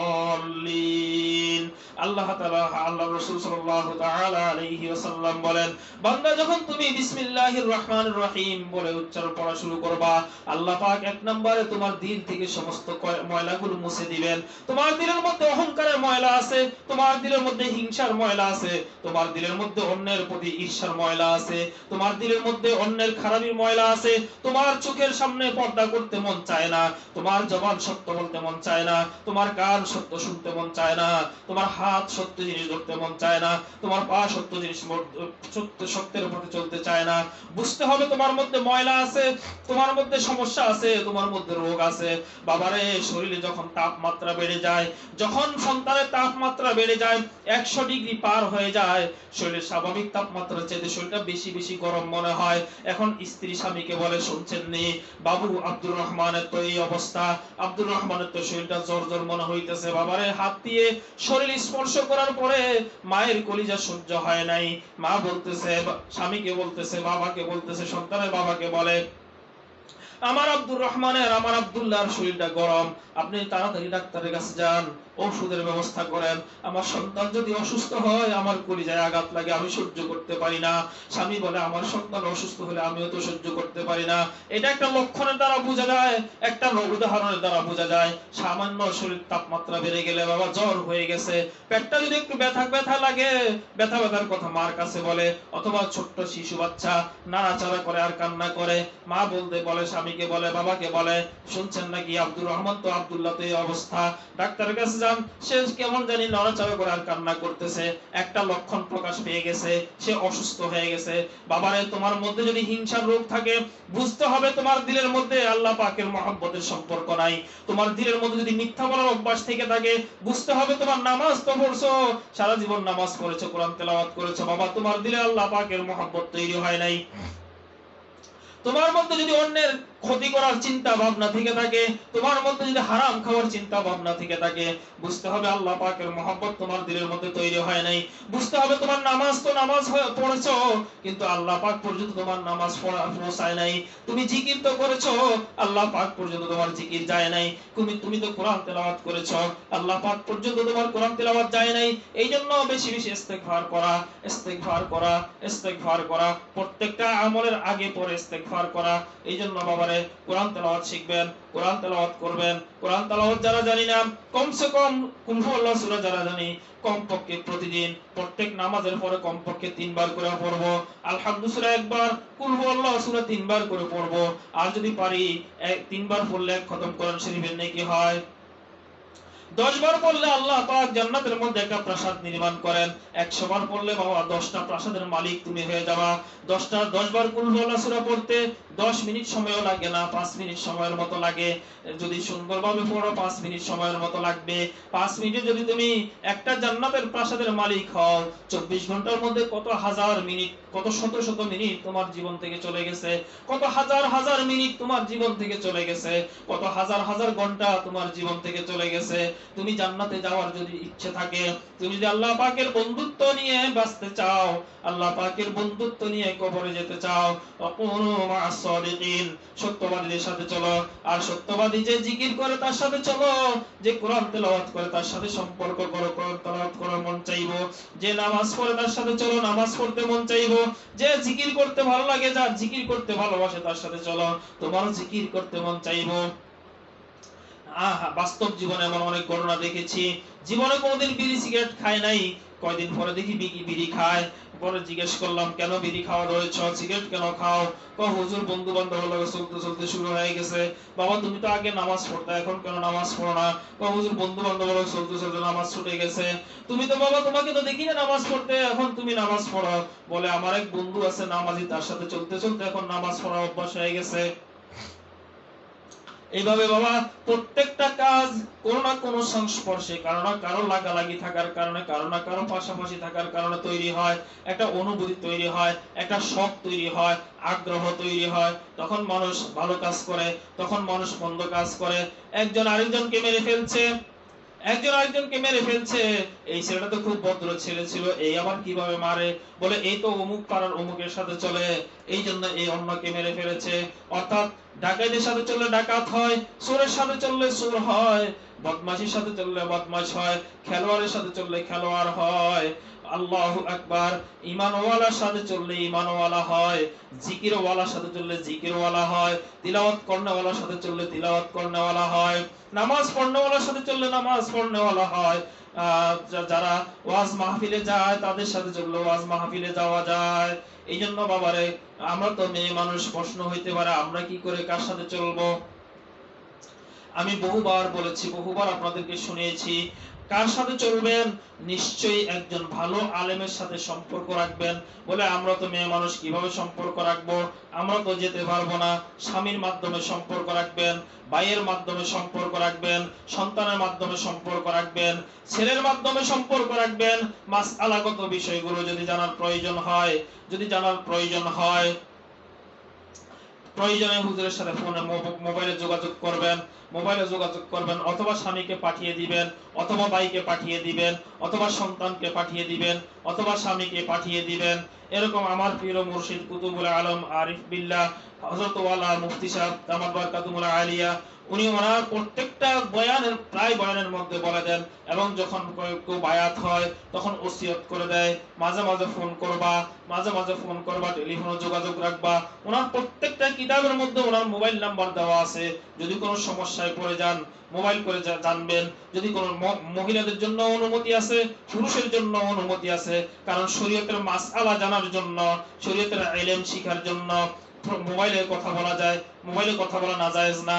ওই দিক থেকে লাউড স্পিকারের দিক থেকে লাউড স্পিকার দিয়ে কথা বলবেন, অথবা দুই একজন মানুষের সামনে বসে অথবা কথা বলবেন।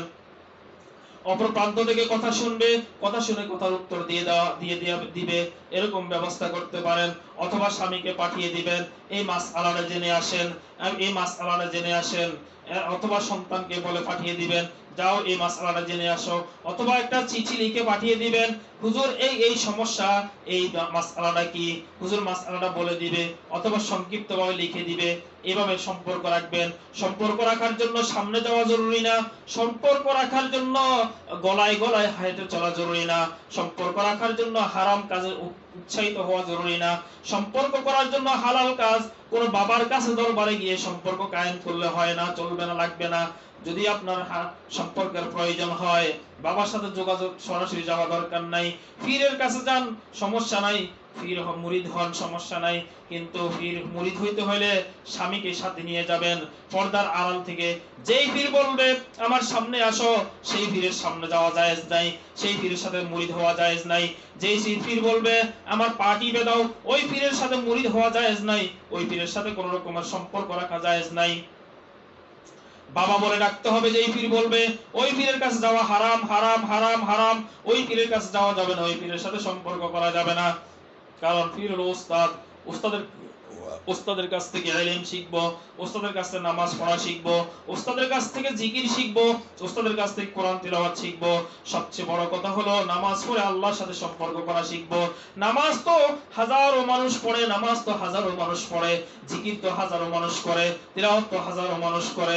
বাবারে, কয়জনের তিলাওয়াত আল্লাহর কাছে পছন্দনীয় হয়, কয়জনের জিকির আল্লাহর কাছে পছন্দনীয় হয়? যার জিকির আল্লাহ পছন্দ করে তার সাথে থেকে জিকির করলে আল্লাহর কাছে পছন্দনীয় জিকির হয়।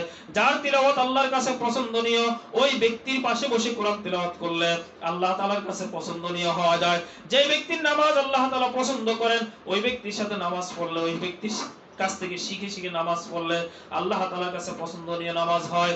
এইজন্য বাবারে, ইয়া আইয়ুহাল্লাযিনা আমানুত্তাকুল্লাহ, এক নম্বরে তো আল্লাহকে ভয় করতে হবে, দুই নম্বরে ওদের সাথে চলতে হবে যাদের সাথে চললে আল্লাহ তাআলার মহব্বত তৈরি হয়। وكونوا مع الصادقين وكونوا مع الصادقين وكونوا مع الصادقين। ওই সমস্ত লোকদের সাথে চলতে হবে যাদের সাথে চললে আল্লাহ পাকের মহব্বত যাদের কলিজার মধ্যে আছে তাদের সাথে চলতে হবে, যাদের মধ্যে আল্লাহ পাকের ভয় আছে তাদের সাথে চলতে হবে, যাদের মধ্যে আল্লাহ পাকের সাথে সম্পর্ক আছে তাদের সাথে চলতে হবে। চিনব কি করে, চিনব কি করে বাবারে, চিনব কি করে? খুব সহজ। আমাদের পূর্ববর্তী আমাদের আকাবির বুজুর্গানদের একটা ঘটনা আছে, কিতাবের মধ্যে আসছে। ওনার এক মুরিদ একদিন এসে বলতেছে, হুজুর 20 বছর যাবত আপনার সাথে থাকি, 20 বছর আপনার খেদমত করতেছি, কিন্তু এই পর্যন্ত আপনার কোনো কেরামতি দেখি নাই, আপনার মধ্যে কোনো কেরামতি নাই। আমি আপনার লগে থাকবো না, আপনার কাছ থেকে আমি চলে যাব। যে লোকের কাছে কেরামতি আছে তার কাছে গিয়ে মুরিদ হব, তার খেদমত করব, সে আমাকে কিছু কেরামতি শিখাবে, সে অনুযায়ী আমিও কেরামতি করব। তো ফির তো বুঝে ফেলছেন, উস্তাদ তো উস্তাদই, শায়েখ তো শায়েখই। একটু আগে যে আমার ঘটনা শোনাইলাম, এখন পীর উস্তাদ বলতেছেন, আচ্ছা বাবা ঠিক আছে, তুমি চলে যাবা, সমস্যা নাই, কোনো ব্যাপার না, তুমি যাবা, আমার পক্ষ থেকে কোনো নিষেধ নাই, তবে আমি তোমার সাথে কয়টা কথা বলি, তুমি আমার কয়েকটা কথার জবাব দাও, জবাব দেওয়ার পরে তুমি চলে যেও, কোনো সমস্যা নেই। এখন মুরিদ বলতেছে ঠিক আছে বলেন। এখন পীর বলতেছেন, ওস্তাদ বলতেছেন, বা ওই যে বললাম না, সত্যবাদী চিনবেন কি করে, নামাজি চিনবেন কি করে, আল্লাহওয়ালা যে চিনবেন কি করে, এই চিনার নমুনা। তো এখন পীর উনি বলতেছে, আচ্ছা বাবা বলো তো, তুমি আমার সাথে আসো কত বছর? প্রায় 20 বছরের বেশি হবে। আচ্ছা, 20 বছরের মধ্যে তুমি কি এই পর্যন্ত কোনো দিন আমাকে দেখেছো যে আমি জামাতে মসজিদে নামাজ পড়ি নাই? মুরিদ বলে, না আমি তো দেখি নাই। দ্বিতীয় প্রশ্ন, বাবা তুমি কি এই পর্যন্ত কখনো দেখেছো আমার তাকবীরে উলা ছুটেছিল কোনোদিন? কয় তাও তো দেখি নাই। তুমি কি এই পর্যন্ত দেখেছো কিনা আমি আমার দাড়িতে পোঁছ দিয়েছি? কয় না, তাও তো দেখি নাই। তুমি কি এই পর্যন্ত দেখেছো আমি জোহরের 4 রাকাত সুন্নাত পড়ি নাই? কয় তাও তো দেখি নাই। তুমি কি এই পর্যন্ত দেখেছো কিনা আমি জোহরের পরে 2 রাকাত সুন্নাত পড়ি নাই? কয় তাও তো দেখি নাই। তুমি কি এই পর্যন্ত দেখেছো আমি আসরের আগে 4 রাকাত সুন্নাত পড়ি নাই? কয় হুজুর তাও দেখি নাই। তুমি কি এই পর্যন্ত দেখেছো নি আমি মাগরিবের পর, আসরের পর থেকে মাগরিবের আগ পর্যন্ত আল্লাহ পাকের জিকির করেছি। হ্যাঁ দেখেছি। তুমি কি এই পর্যন্ত দেখেছো আমি মাগরিবের নামাজের পরে 2 রাকাত সুন্নাত ছেড়েছি? কয় না তা দেখি নাই। তুমি কি এই পর্যন্ত দেখেছো নি আমি আউয়াবিনের নামাজ ছেড়েছি? কয় তাও তো দেখি নাই। তুমি কি এই পর্যন্ত দেখেছো আমি সকাল সন্ধ্যা আল্লাহ পাকের কোরআন তিলাওয়াত করেছি? হ্যাঁ করেছেন দেখেছি। তুমি কি এই পর্যন্ত দেখেছো নি আমি এশার আগে 4 রাকাত সুন্নাত ছেড়েছি? কয় তাও তো দেখি নাই। তুমি কি এই পর্যন্ত দেখেছো আমি এশার পরে 2 রাকাত সুন্নাত ছেড়েছি? কয় তাও তো দেখি নাই। তুমি কি এই পর্যন্ত দেখেছো নি আমি বিতরের 3 রাকাত নামাজ ছেড়েছি? কয় না তাও দেখি নাই। তুমি কি এই পর্যন্ত দেখেছো একটা রাত আমি আমার রবের কদমে সিজদা দেওয়া ছাড়া বাকি রেখেছি? কয় না হুজুর তাও তো দেখি নাই। তুমি কি এই পর্যন্ত দেখেছো আমি কোনদিন এক ওয়াক্ত নামাজ আমার মাথায় টুপি ছাড়া পড়েছি? কয় না তাও তো দেখি নাই। এইভাবে বলতে বলতে অনেকগুলো সুন্নতের কথা বললেন, অনেকগুলো ফরজের কথা বললেন। তুমি কি এই পর্যন্ত দেখেছো নি আমি কাউকে সালাম দেই নাই? কয় তাও তো দেখি নাই। তুমি কি এই পর্যন্ত দেখেছো কেউ আমাকে সালাম দিয়েছে তো আমি সালামের উত্তর দেই নাই? কয় না তাও তো দেখি নাই। তুমি কি এই পর্যন্ত দেখেছো নি আমি রাস্তার বাম দিক দিয়ে হেঁটেছি? কয় না তা দেখি নাই। তো তুমি কি এই পর্যন্ত দেখেছো আমি কোনদিন ডান দিক দিয়ে হাঁটি নাই? কয় হুজুর তাও দেখি নাই। তুমি কি এই পর্যন্ত দেখেছো আমি কোন বেগানা নারীর দিকে তাকিয়েছি?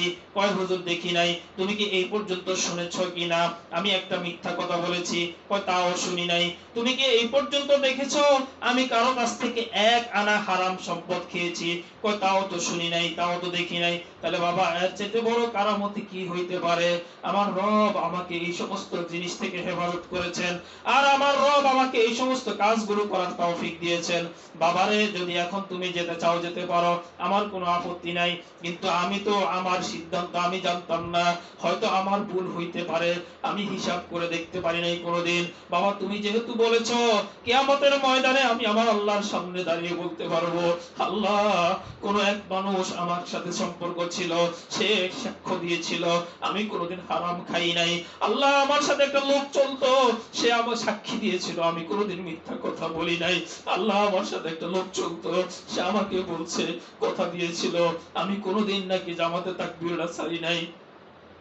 আল্লাহ আমার হয়তো ভুল হইতে পারে, কিন্তু ওই লোকটার তো ভুল হয় নাই। আল্লাহ ওই লোকটার দেওয়া সাক্ষ্য অনুযায়ী, ওই লোকটার দেওয়া কথা অনুযায়ী আমাকে মাফ করে জান্নাত দিয়ে দেন। আল্লাহ আমার জিন্দেগীর গুনাহগুলো মাফ করে দেন। বান্দা বা দোস্ত আহবাব, এখন তুমি যদি যেতে চাও চলে যেতে পারো, এখন আর মুরিদের বুঝতে বাকি নাই। আল্লাহু আকবার। দুনিয়ার মধ্যে সবচেয়ে বড় কারামতি হলো আল্লাহু আকবার পুরুষ লোকের জন্য মসজিদে আইসা জামাতে তাকবীরের সাথে 5 ওয়াক্ত নামাজ পড়া, মহিলাদের জন্য আউয়াল ওয়াক্তে পর্দার অন্তরালে 5 ওয়াক্ত নামাজ পড়া।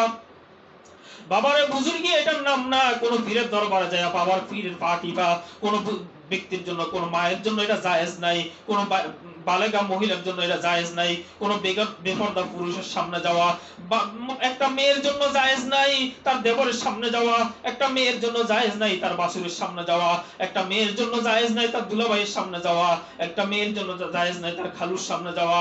14 জন পুরুষের বাহিরে কোন মেয়ে কোন পুরুষের সাথে দেখা করা হারাম।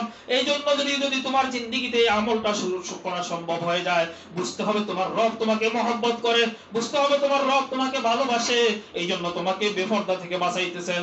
বুঝতে হবে তোমার যদি 5 ওয়াক্ত নামাজ না ছুটে, বুঝতে হবে তোমার রব তোমাকে মহব্বত করে, রব তোমাকে মহব্বত করে, রব তোমাকে মহব্বত করে, রব তোমাকে মহব্বত করে। এই জন্য ইয়া আইয়ুহাল্লাযীনা আমানুত্তাকুল্লাহ, তুমি আল্লাহকে ভয় করো, আল্লাহ পাক তোমাকে মহব্বত করে। আর আল্লাহ পাক যখন তোমাকে মহব্বত করে, ওয়াকুনু মা'আস সাদিকিন, সাদিকিনদের বরকতে তোমাকে মহব্বত করে। তুমি নিজে নিজে নামাজ পড়লে জিন্দেগিতে নামাজ হইতো না, তুমি নিজে নিজে জিকির করলে জিন্দেগিতে জিকির হইতো না, তুমি জিন্দেগিতে যত জিকির করতা যত তিলাওয়াত করতা তোমার তিলাওয়াত হইতো না। বাবারা আমার ব্যক্তিগত কথা বলতেছি, আমার ব্যক্তিগত কথা বলতেছি। আমার পীর ও মুর্শিদ একজন আছেন হযরত মুফতি আবু সাঈদ সাহেব দামাত বারকাতুল্লাহ আলিয়া, ওনার কাছ থেকে নামাজ শিখার জন্য দিনের পর দিন রাতের পর রাত আমি যখন ওনার হাতে বায়াত হয়েছিলাম তখন বুঝে আসছিল না। বলে তাইলে কি নামাজ পড়েন নাই? নামাজ তো পড়েছিলাম, কিন্তু নামাজের মধ্যে মজা পাই নাই, নামাজের মধ্যে স্বাদ পাই নাই। যখন হযরতের কাছে বায়াত হয়ে আসছি, হযরত যখন এভাবে নিয়ম করে দিলেন এভাবে নামাজ পড়বা, হযরত যখন শিক্ষা দিয়ে দিলেন সকালবেলা এই জিকির করবা, যোহরের নামাজের পরে এই জিকির করবা, আসরের নামাজের পরে এই জিকির জিকির করবা, মাগরিবের পরে এই জিকির করবা। এখন এত মজা লাগে, এত ভালো লাগে রে বাবা, বলা ভাষায় বর্ণনা করার উপায় নাই হযরতের সাথে সম্পর্ক বরকতে। এই জন্যই তো বলে রে বাবা, আকুনু মা'আস সাদিকিন, তাদের সাথে চললে যার দিলে আল্লাহর মহব্বত আছে তোমার দিলে মহব্বত তৈরি হবে। যার দিলে আল্লাহর সাথে শত্রুতা আছে তার সাথে চললে আল্লাহ তাআলা তোমার সাথে আল্লাহর শত্রুতার সম্পর্ক প্রতিষ্ঠিত হবে। এই জন্য বাবারে খুব খেয়াল করবেন, খুব খেয়াল করবেন।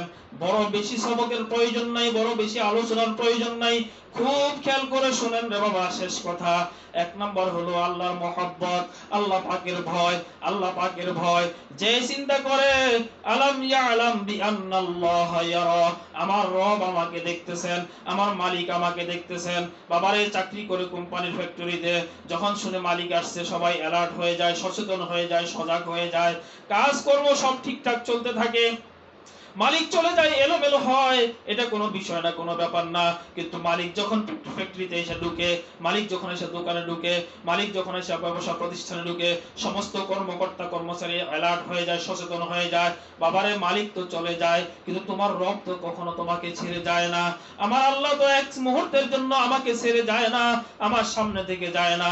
আলাম ইয়ালাম বিআন্নাল্লাহা ইয়ারা, কি করতেছ, কি বলতেছ, কি শুনতেছ, কি পরিকল্পনা করতেছ, কিভাবে হাত নাড়াইতেছ, কিভাবে চোখের ব্যবহার করতেছ, কিভাবে জবানের ব্যবহার করতেছ, কিভাবে কানের ব্যবহার করতেছ, সবকিছু আল্লাহ তাআলা দেখতেছেন। সবকিছু আল্লাহ তাআলা দেখতেছেন, সবকিছু আল্লাহ তাআলা দেখতেছেন। এই কথা অন্তরে জাগ্রত করার নাম হলো আল্লাহ পাকের ভয়। এই কথা জাগ্রত দিলের মধ্যে জাগ্রত করার নাম হলো আল্লাহ পাকের মহব্বত। এই কথা দিলের মধ্যে জাগ্রত করার নাম হলো আল্লাহ পাকের ভালোবাসা। এই কথা জাগ্রত হওয়ার নাম, যে দিলের মধ্যে জাগ্রত হয়ে গেছে এই দিলটা আল্লাহ পাকের বন্ধুত্বের দিল হয়ে যায়। এই মানুষটা আল্লাহ পাকের বন্ধু হয়ে যায়, এই মানুষটার মাথায় আল্লাহ পাকের বন্ধুত্বের মুকুট এসে যায়। আর এই মানুষটাই আল্লাহ ওয়ালা হয়ে যায়, এই মানুষটা আল্লাহ ওয়ালা হয়ে যায়, এই মানুষটা আল্লাহর ওলি হয়ে যায়। এই মানুষটার সম্পর্কে আল্লাহ বলেন, লা খাউফুন আলাইহিম ওয়ালা হুম ইয়াহজানুন, তোমার কোনো ভয় নাই, তোমার কোনো টেনশন নাই, তোমার কোনো চিন্তা নাই। আমি তোমার মালিক, আমি তোমার মালিক, আমি তোমার মালিক, আমি তোমার সন্তুষ্ট, আমি তোমার উপরে সন্তুষ্ট, আমি তোমাকে মহব্বত করি, আমি আমার বন্ধুত্বের মুকুট তোমার মধ্যে, তোমার মাথায় পরিয়ে দিয়েছি। এই জন্য নামাজ পড়তে ভালো লাগে, এই জন্য তিলাওয়াত করতে ভালো লাগে, এই জন্য জিকির করতে ভালো লাগে, এই জন্য পর্দা করতে ভালো লাগে, এই জন্য দেবরের সামনে যাইতে মন চায় না, এই জন্য বাসুরের সামনে যাইতে মন চায় না, এই জন্য দুলাভাইয়ের সামনে গিয়ে কথা বলতে মন চায় না, এই জন্য স্বামীর খেদমত করতে মন চায়, এই জন্য সন্তানদেরকে মহব্বত করতে মন চায়, এই জন্য স্বামী স্ত্রী দাম্পত্য জীবন আরাম আয়েশের জীবন হয়, স্বামী স্ত্রীর মহব্বতের সম্পর্ক হয়। আল্লাহ পাক এর মেহেরবানি যদি এই কথা বাবা বুঝে এসে যায়, এই কথা যদি আল্লাহ পাক আমাদেরকে বোঝার তৌফিক দিয়ে দেন, ইনশাআল্লাহ এক নম্বর হলো আল্লাহ পাকের ভয়, দুই নম্বর হলো আল্লাহ পাকের ভয় তৈরি করার জন্য যাদের মধ্যে, যাদের দিলের মধ্যে আল্লাহ পাকের ভয় আছে তাদের সাথে চলতে হবে। যাদের দিলের মধ্যে আল্লাহ পাকের মহব্বত আছে তাদের সাথে চলতে হবে, যাদের দিলের মধ্যে আল্লাহ পাকের ভালোবাসা আছে তাদের সাথে চলতে হবে। এখানে আল্লাহ তাআলা কুনু মা'আস সাদিকিন দিয়া সত্যবাদীদের কথা বুঝাইছেন। এই জন্য বাবা শুধু সত্যবাদী না, যাই যেই দিলের মধ্যে আল্লাহর মহব্বত আছে সেই দিলওয়ালার সাথে চলতে হবে, যাই দিলের মধ্যে আল্লাহ পাকের ভালোবাসা আছে সেই দিলওয়ালার সাথে চলতে হবে। আর এই দিলওয়ালা চিনার জন্য একটা ঘটনা বলেছিলাম, সেই ঘটনা আবার বলতেছি। ওই মানুষ, ওই পীর সাহেব বলছিলেন, বাবা আমি কি কোনোদিন নামাজ ছেড়েছিলাম কিনা, আমি কোনোদিন তাকবীরটা ছুটেছিল কিনা। তুমি এমন লোকের সাথে সম্পর্ক করতে হবে যে লোকের জীবনে কোনোদিন নামাজ ছোটে না, মসজিদে এসে নামাজ পড়ে, যত বড় আলেম হোক না কেন, যদি সে মসজিদে এসে নামাজ না পড়ে বুঝতে হবে তার মধ্যে আল্লাহ পাকের মহব্বত নাই। যার ভিতরে আল্লাহ পাকের মহব্বত নাই তার পক্ষে তাকবীরুল্লাহ নামাজ পড়া সম্পর্ক হয় না। যার মধ্যে আল্লাহ পাকের মহব্বত আছে তার জীবনে তাকবীরুল্লাহ ছুটে না। যার দিলের মধ্যে আল্লাহ পাকের মহব্বত আছে সে তার কোরআন তেলাওয়াত ছুটে না। যার দিলের মধ্যে আল্লাহ পাকের মহব্বত আছে তার থেকে আল্লাহ পাকের জিকির ছুটে না। যে দিলের মধ্যে আল্লাহ পাকের মহব্বত আছে সেই চোখওয়ালা ওই ব্যক্তি, ওই চোখওয়ালা ওই চোখ কোনোদিন হারাম জিনিস দেখে না। যার মধ্যে আল্লাহ পাকের মহব্বত আছে ওই জবান কোনোদিন মিথ্যা কথা বলে না। যার দিলের মধ্যে আল্লাহ পাকের মহব্বত আছে তার হাত কোনোদিন হারাম কাজে যায় না। যার দিলের মধ্যে আল্লাহ পাকের মহব্বত আছে তার পা কোনোদিন খারাপ কাজে উৎসাহিত হয় না। যার দিলের মধ্যে আল্লাহ পাকের মহব্বত আছে সেই দিমাগ দিয়ে কোনোদিন অন্যের ক্ষতি করার কল্পনাও আসে না। এই জন্য বাবারে খুব খেয়াল করা, খুব সচেতনতার সাথে চলতে হবে, খুব বুঝতে হবে, জানতে হবে। এই জন্য নির্দিষ্ট ভাবে সম্পর্ক করে নেবেন, স্বামীর মাধ্যমে হোক, ছেলের মাধ্যমে হোক, অথবা চিঠিপত্রের মাধ্যমে কোনো একজন ভালো মুহাক্কিক আলেমের সাথে সম্পর্ক করবেন, সম্পর্ক রাখবেন। স্বামীকে উৎসাহিত করেন, সন্তানদেরকে উৎসাহিত করেন, বাবাকে উৎসাহিত করেন। কারণ আপনার বাবা, আপনার সন্তান, আপনার স্বামী, আপনার ভাই আপনার জন্য যেরকম জান্নাতে যাওয়ার রাস্তা সহজ করবে, অনুরূপ ভাবে আপনিও তাদের জন্য জান্নাতে যাওয়ার রাস্তা সহজ করে দিতে পারেন। এই জন্য স্বামীদেরকে দাওয়াত তাবলীগের মেহনতে পাঠাবেন, ভাইদেরকে উৎসাহিত করবেন দাওয়াত তাবলীগের মেহনতের সাথে যাওয়ার জন্য। কোন হক্কানি পীরের কাছে বায়াত হয়ে নিজের জীবনের ইসলাহ করার জন্য, পাশাপাশি নিজেরাও ইনশাআল্লাহ ফিকির করবেন, ভালো একজন আলেমের সাথে সম্পর্ক রাখার চেষ্টা করবেন। আল্লাহ পাক আমাদেরকে বুঝার এবং আমলের তৌফিক দান করেন। সুবহানাকাল্লাহুম্মা বিহামদিকা আশহাদু আল্লা ইলাহা ইল্লা আনতা আস্তাগফিরুকা ওয়া আতুবু ইলাইক।